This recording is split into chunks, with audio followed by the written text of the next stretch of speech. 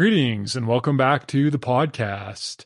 This episode, we are joined by Miss Geri Greenall, COO of Cascade Trading, a commodity trading platform of wholesale electricity, natural gas, and environmental products. Miss Geri Greenall was a founding member of the management team and the CFO of Spartan Delta Corp from 2019 until 2023. Prior to Spartan Delta, Ms. Greenall co-founded and was a portfolio manager and CFO at Camber Capital, a fund manager offering private client and institutional fund management services. Ms. Greenall is a director of Logan Energy Corp, Lycos Energy, Threat Innovations, the Explorers and Producers Association of Canada, and a governor for Hull Services. Ms. Greenall earned a Bachelor of Commerce degree in Finance from the University of Calgary and holds a CFA and Corporate Director's designation.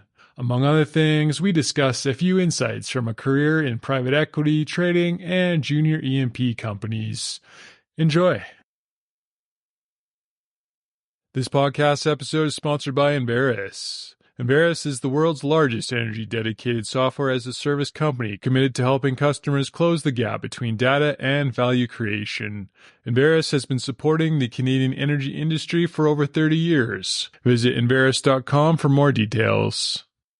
This podcast episode is brought to you by Canada Action. Canada Action strongly believes that as long as the world needs oil and natural gas, it should be supplied by Canada, where the economic benefits support our Canadian families and social programs.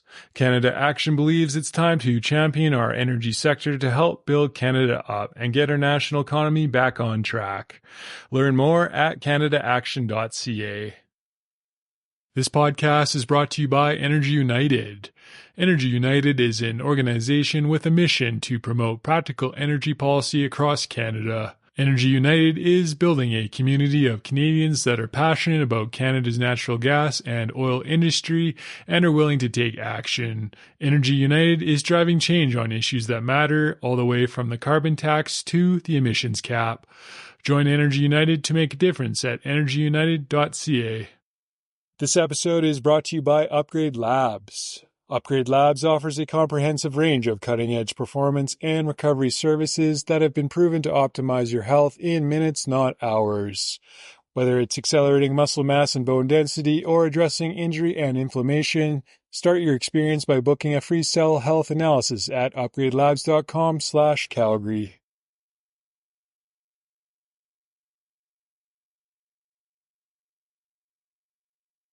Good morning, Miss Geri Greenall. Thank you very much for doing this. Thanks, Trevor. It's an honor to be here. I really appreciate your time. Thank you. This isn't exactly Joe Rogan, but we'll make the best of it. I'd be even more nervous on Joe Rogan. So, for the listener, you are the COO at Cascade Trading, but what is Cascade Trading? Cascade Trading is an early stage commodity trading platform that we're building here in Canada predominantly, but trade in the United States. The buzzwords around it are energy transition. So we trade wholesale electricity, natural gas, and environmental products. Environmental products predominantly based on carbon, but as I've learned in this business, there's quite a few different environmental products associated with it. So we're registered with all the ISOs and RTOs in the US, trade CAISO, ERCOT, wholesale, and then natural gas, and are just in the process of bringing on a UK-based trader. You spent a last chunk of time at the E&P side of the business. What attracted you to a trading company? It's kind of full circle for me. I went to school in Calgary, graduated with a finance degree, and started at Enron. But I've gone full circle to back to it. I am super passionate about energy and natural resources, but the oil and gas upstream market, I think, is still challenged in Canada. The lack of capital and the ability to do what we do best in Canada, given the regulations. So being in a business that's still energy related is really appealing to me. And then I look at the way the world is developing and the demand for electricity, which is a form of energy, not a source of energy, but that demand and the volatility creates a lot of opportunity to create value. So I think it's going to be a really exciting time in this particular space, wholesale electricity, natural gas, environmental products for the next 3 to 10 years. A lot of people told me I need to talk to you also. So you're highly requested. Oh dear. I will try not to swear on here. You started your career at Enron. Yeah. Why Enron? Oh, well, I was coming out of university, and if you really want to know the truth, which is embarrassing today, but it's the way the decision was made, I had 2 job offers, and Enron's fridge was better stocked with bubbly water and fancy stuff. So it seemed like a great place to go. It was an incredible experience. I was probably at Enron for 3 or 4 years. I started in what they would call the producer services group, which was longer term deals. So I'm of the era when the northern border was just getting built. So they were doing 10-year deals around that. I moved off the producer services group onto the actual trading desk and traded Alberta cash. Alberta Power was just starting to deregulate, so we traded a little bit of that. Turns out I'm not a trader, which is why I'm at Cascade as a COO, because I am not sitting in the trading seat.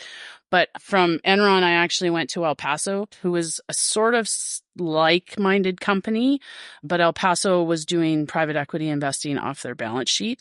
So I went over to El Paso, and El Paso at the time had bought an entity called NCAP in the United States, which was a private equity firm, which a gentleman named Gary Tanner was part of, which I'm sure everybody up here has heard of Gary. Gary came to Canada, and at the time, the royalty trusts were still managed externally. So Enerplus Global Energy Management had a management contract to the operating entities. We had purchased, or NCAP had purchased that management contract, and they rolled us into El Paso, and that started my career path. They rolled us from El Paso into Enerplus. So Ian Dundas was there at the time, who I know has been a guest on your show, and I had the great honor of working for at Enerplus. And then I went from there to TD Newcrest and did a stint in equity research covering junior oils and trust at the time with another gentleman who's been a guest of yours, Steve Lark. And from there made my way back to private equity, which I spent most of my career, probably 15 years of my career on the private equity investing in early stage oil and gas companies. Shout out to you, Ian Dundas and Steve Lark, both really high quality guests. Great guys. I have had the incredible fortune of working with some amazing individuals throughout my career. So those two are definitely in the ordinals. All in Calgary, or was it in Houston with Enron? All in Calgary.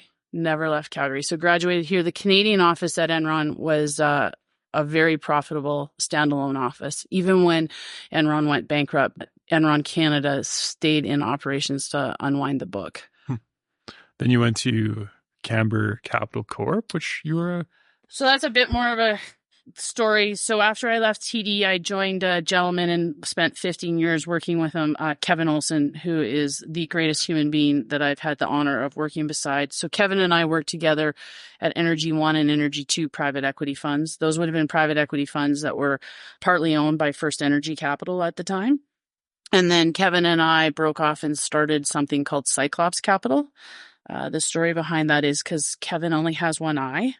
I couldn't get him off of the name Cyclops, so we went with it, but we couldn't get it CYC, so we spelt it KYK, which confused everybody. But Kevin had one eye, so in the theory, the Cyclops traded his eye for the ability to see the future. So Kevin thought that was appropriate for our name. Kevin and I did 2 more funds. Neil Roselle was also, shout out to another great guest of yours, a partner of ours there. And we did Clearsight Energy Fund 1 and 2. The last fund we raised in 2014 when the industry sort of changed. We weren't big PE. We were kind of that $50 million private equity fund. So we put our checks out $2 to $5 million at a time. And when 14 happened and the big raises stopped, there really was no need for our capital. There was a need, but there was no place to put it because there was no other capital. So we rebranded to Camber Capital Corp and reorganized and added the retail wealth advisory to the platform Kevin and I already had built. That's an interesting story. I didn't know that. Yeah, so that's how that also, Rob Townsend, who is the CEO of Camber Capital now, was my advisor and close friend and had been at me for a couple of years to come build a business with them. And as Kevin and I saw the change, we had a registered platform here in Canada that had the infrastructure that Rob needed. So Rob left, Richardson GMP came over, and we created Camber Capital, which he's still running very successfully today. But then the sector changed a bit and there was no requirement for capital, long story short. Yeah, I mean, there's a requirement for capital. It's a very challenging environment to deploy capital, I think is the right way to do it. I mean, the oil and gas industry needs capital. It's just the broader pools of capital have gone away. They're not investing in Canada E&P anymore. In the old days, you could create a fund and it was, I guess, the best way to deploy it. Maybe. How did you think about that? It depended on the cycles. So I did 4 funds with Kevin between Energy 1, Energy 2, Clearsight Fund 1, and Clearsight Fund 2. And I would tell you, Energy 1, I think they started to raise it. I wasn't there when they raised it. I think it was raised in 2004. And by 2006, it was fully deployed. But I mean, gas prices went from 2 to 8 and oil went the same way. So, I mean, it was pretty hard to mess up those returns. Raised Clearsight Energy Fund 2 at 2006 and catch 2008. It's a lot harder to protect your capital in a highly volatile. So it's really the fund management. And someone once said it, you just got to keep investing in it because the timing of it is almost impossible to get right. So over the course of 4 funds, I'd say we had 2 home runs and 2 where you got your capital back, which we're still proud of. It's not something you go out to sell to investors. Hey, I'm going to get your capital back. But we closed Clearsight Energy Fund 2 in 2014 and you got your capital back. That was a trying time to try and achieve that. And then you went to Spartan? Yes, I got a phone call in the fall of 2019 from somebody I knew in the industry saying, hey, would you ever consider being the CFO of a recap entity? And my first answer was, I'm not an accountant. I can think of some other names I can give you. But as we progressed through meeting Rick and Fotis and the rest of the team at Spartan, and they teamed me up with Ashley Holm, who is the most incredible accountant, controller, now CFO of Logan. And the 2 of us together, I think we're a pretty dynamite finance team. So I loved every moment of it. Which turned out pretty well. Yeah, it turned out really well. Again, that timing thing, you couldn't have looked in a crystal ball and knew we were going to buy Bellatrix out of bankruptcy when oil was negative. Kudos to Rick and Fotis for being able to bring the capital in the door. But yeah, the timing of it was incredible. You've been good at picking teams and projects to work on. How have you been good at doing that? Does it start with people? Yeah, 100%.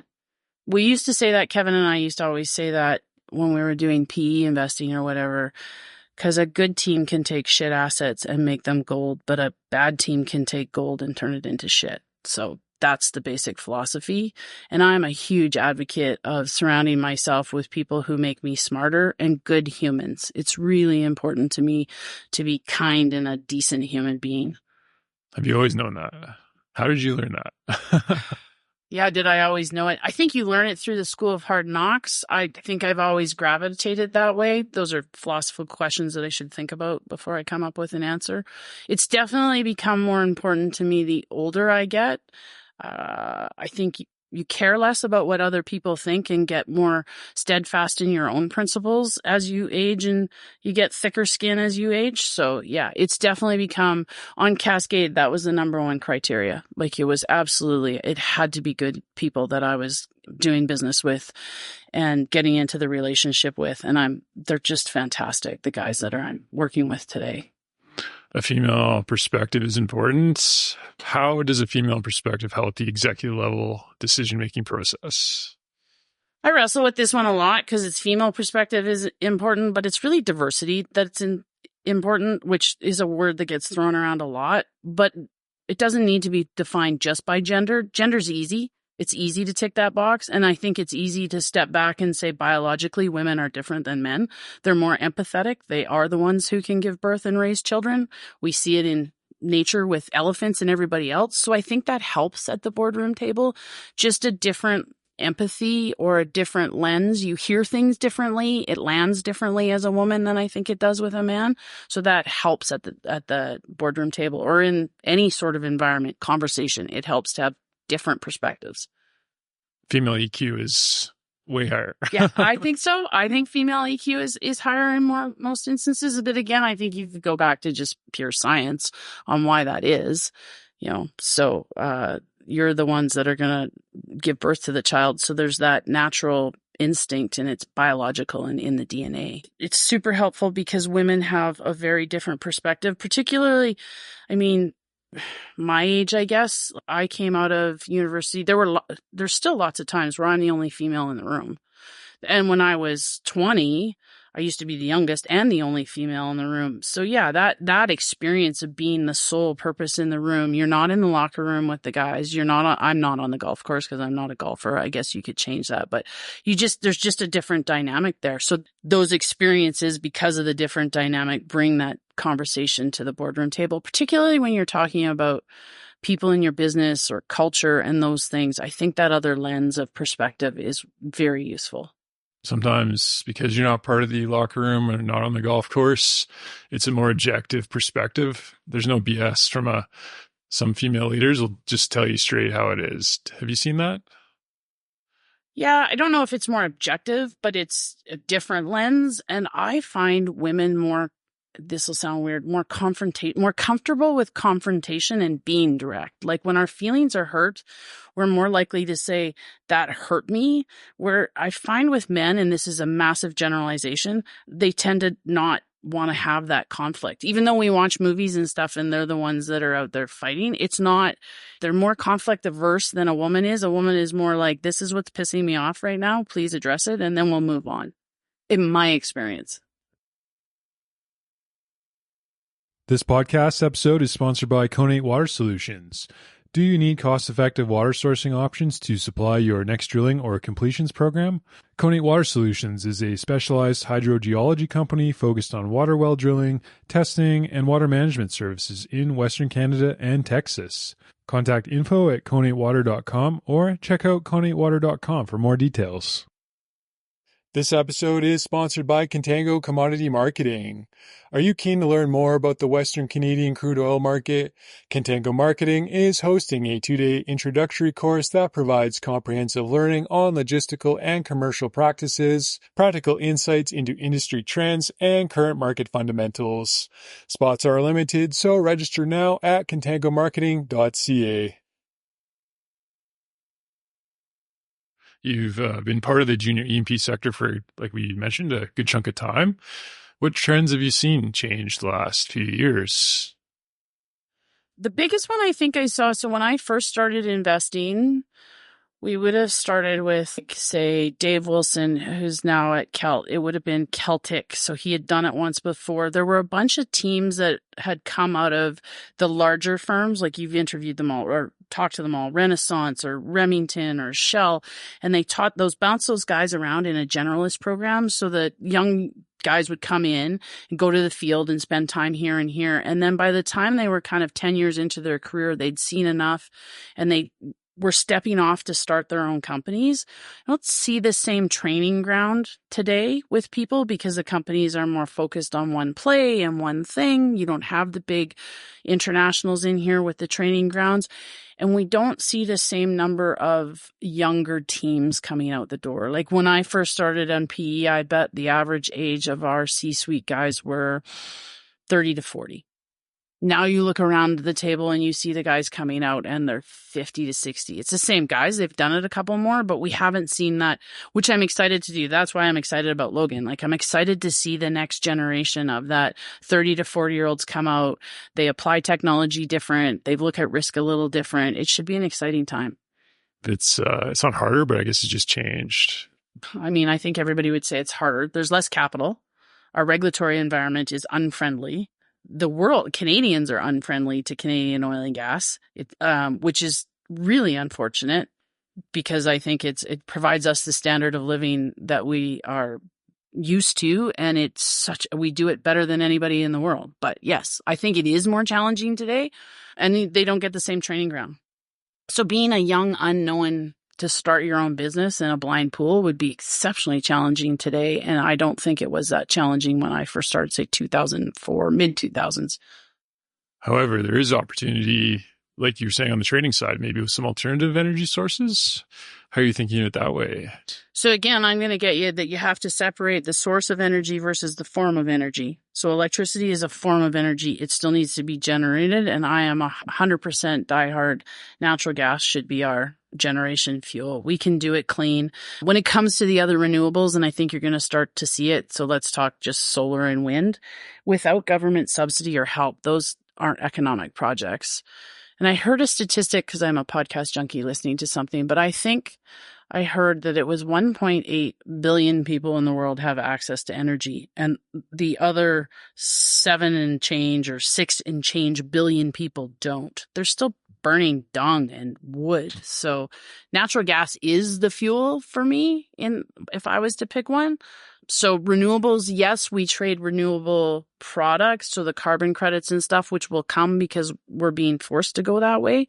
But I still think natural gas should be the source of energy that we use in the world. It's abundant. We can do it cleanly. It's safe, and it generates electricity. From the perspective of Cascade Trading, which product do you guys focus on, or do you trade all the commodities? What is the business model? How does that work? So the 3 major products that we trade today, which is wholesale electricity, natural gas, and the renewable product, or environmental products, so the carbon credits, are all complementary to each other when you're looking at project financing and you're building big projects to solve problems. So those are the 3 focus commodities that we're trading right now. We do believe that it'll give us a competitive edge when looking at other products, whether it be developing a renewable product or renewable project or building one or buying it. We can price those longer term offtake better given our intelligence off the desk. Huh. I was reading yesterday, carbon credits, the markets have been flooded lately. Is that true? So there's lots of carbon credits, lots of markets. So if we're going to just talk about, and I'm not versed enough to comment on them all, but Alberta did see a record number of retirements of credits last year against the tier programs. So that did happen. There are a lot of credits, like Europe has their own credit system. California has their own credit system. Washington has their own. Everybody's developing it differently. So it's a very complicated market, and it's exciting as it develops because developing markets have inefficiencies, and inefficiencies create opportunity, create value. As a board member, what constitutes balanced and fair input from your perspective? I think listening. It's not providing the input. It's hearing and really hearing what other people are saying and processing it, trying to park your own biases at the door, recognize where you are biased. I have an affinity, obviously, towards natural gas. I recognize that bias. So when somebody comes in on a wind project, I have to park that bias and be like, does the math actually work? Same thing at a boardroom table. So listening to everybody else's opinions and thoughts, and trying to be open to all of it. Always be open to have your mind changed, I think, is the biggest skill I could say for a board member.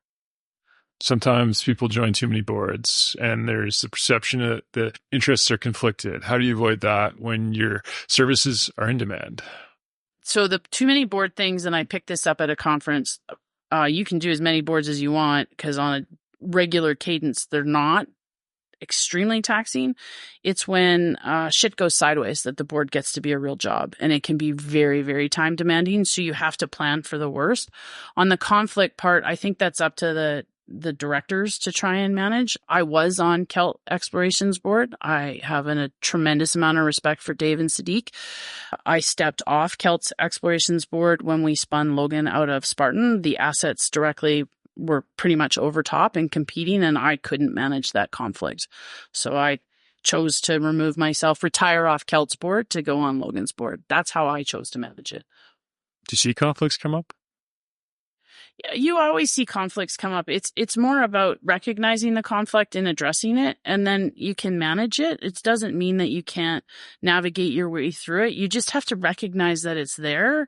It's like recognizing that bias, and then you can make appropriate decisions because you've called it out. You're like, okay, I recognize that I'm biased and I have a natural affinity. There's a conflict here, so I'm going to have something else pulling me this way that may lead me to the inappropriate decision. So I can recuse myself, or I can recognize it and try and talk my way through it. Everything in life is conflicted. The purpose of a board is to give advice and listen and give a perspective, but sometimes it's a two-way street. What lessons have you learned from working with people like Dave Burton, Mr. Richard McCarty? What lessons have you learned? I learned a ton from all of them. Neil Rizal. Again, it's the same basic principles. Be a good human, listen, try to approach business decisions. You want to make a good business decisions, try to take into consideration all of your stakeholders, which include your employees, your shareholders, your service providers. So big picture thinking, but that idea of keeping your ears open and hearing other people's opinions and stuff to try and land on the best decision. Be ready to have your opinion changed. Don't think you have a monopoly on all the good ideas. Other people have them too. The purpose of a company is to make money. In your opinion, what's the best way to do that at a junior energy company? Is it consistent growth of profits? Is it to sell out at a good multiple? All the above? How do you think about that? Depends on the environment you're in. I do think that, and I think you can see it from, I've had the great luxury of working with both Neil Roselle and Rick McCarty, who are tried and true serial entrepreneurs. So they have a formula that I think they have demonstrated multiple times that works. Start at zero. You're really good. Some teams are really good at that. Buy a messy asset, find the value, put it together. Your hands are dirty. You're working on it. You're building it. It's small. There's not a lot of people. So 0 to 5, whatever that is, 0 to 5,000 BOEs a day, 0 to just a 5 handle, $50 million. Monetize it and put it in somebody else's hands who's better at the next stage of it, scaling it, developing it, and then rinse, wash, repeat. I think Neil's done it 4 times. This Logan will be Rick's 6th entity that he's done it for. That roadmap seems to work. Sometimes oil and gas drilling is risky, where things don't go as planned. How do you think about risk? It's always risky. In our business, and I don't think people appreciate this much. Like when it's minus 40 and you can turn the heat on and flip the switch in your house and be comfortable, it's risky. Somebody out there is operating in cold environments, doing fantastic drilling a hole into the earth and then basically, fracking it and a molecule comes out. So you just have to mitigate it. So everything's risky. Understand your risks and try to plan around them the best you can. I mean, Canada is fantastic at managing risk on that sort of things. But yeah, you don't always know. The geology might surprise you at the bottom. But yeah, you do your best work and analysis to try and mitigate the risks. Like we mentioned, you started your career at Enron, which were formative years. What lessons did you take from those days, and how do you apply them to the opportunities you're a part of nowadays? The one lesson that I took out of Enron, and it happened very early, I was just an analyst or whatever, and one of the very senior, I think he was the president and CEO at the time, reminded us all that you're all a dime a dozen and you're replaceable. So don't ever think you're not. And so in order to continue to be part of a team and contribute value, you got to be contributing value. That's not just, you try to make yourself irreplaceable, but don't ever forget you are replaceable. So that attitude, keep your attitude in check about how much you're working or what you're working on, because you're replaceable. Mm-hmm. Don't forget it. Those were good lessons from Enron.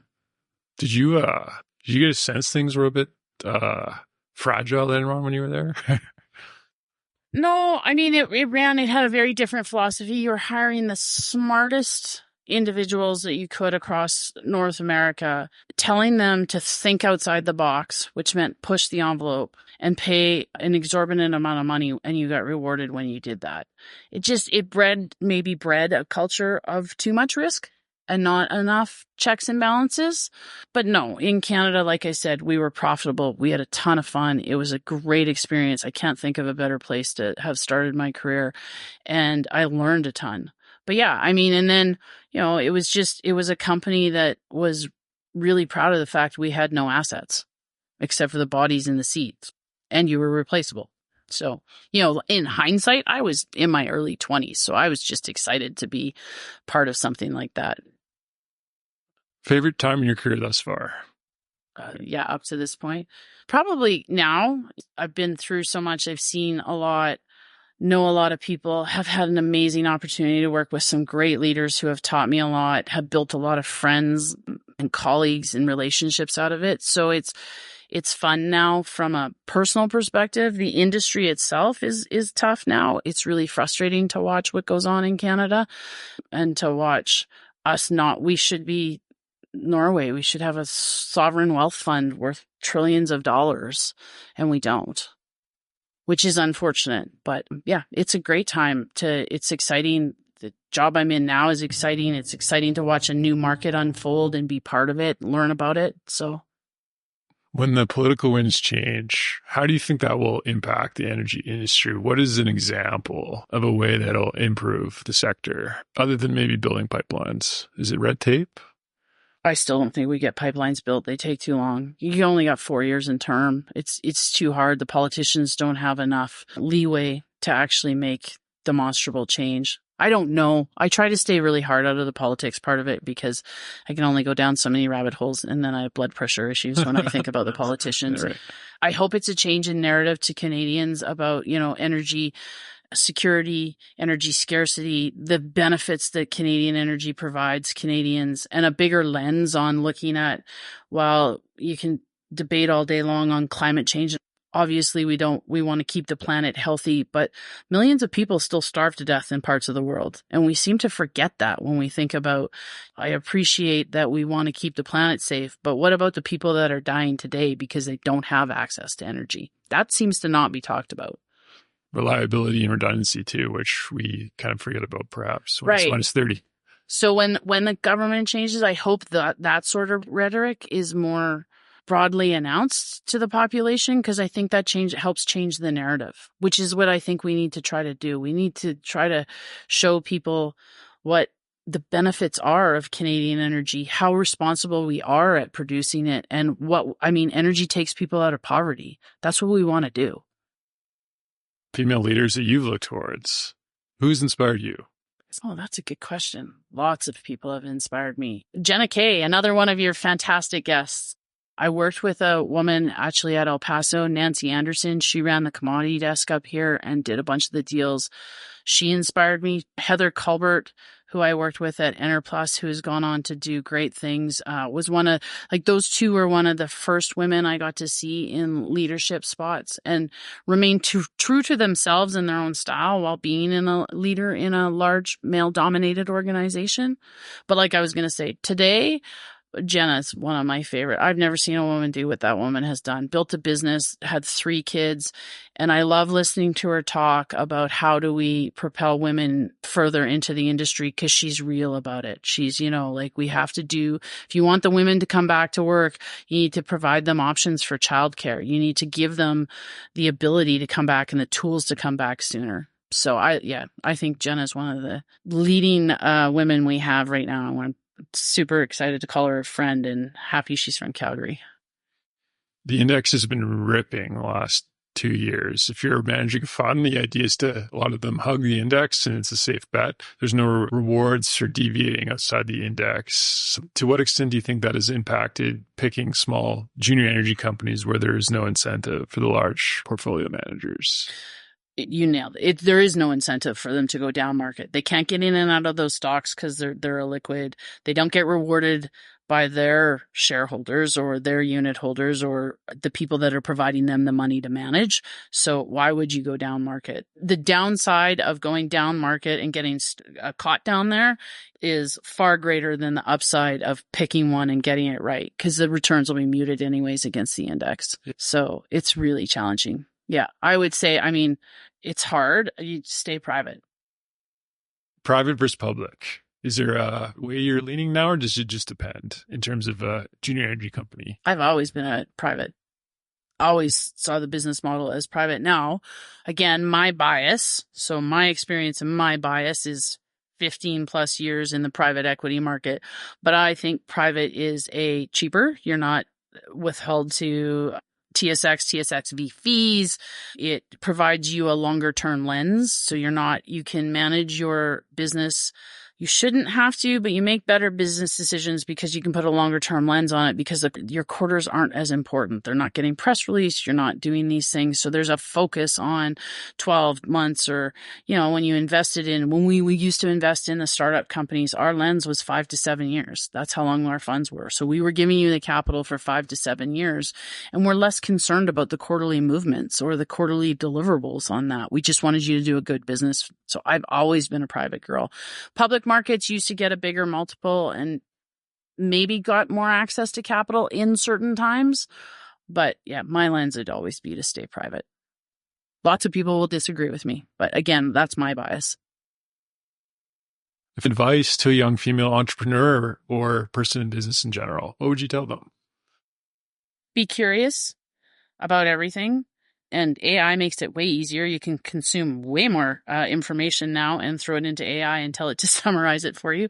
Get to know your industry. Calgary, that's one of the magic of Calgary, I think, is we all know each other because it's so small. That networking piece is key, particularly when you're starting out. You don't know. I have colleagues and peers I lean on today that I have known since I came out of university. And that's part of my success, I guess, is that I have a roster of people I can phone and say, hey, what are you thinking about this? How does this work? How did you do this? So build that network, be curious, and be a good human. Be kind.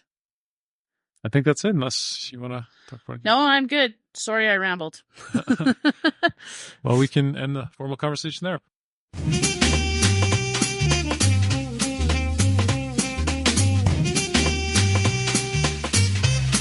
Hello, listeners out there. Thanks for checking out the podcast.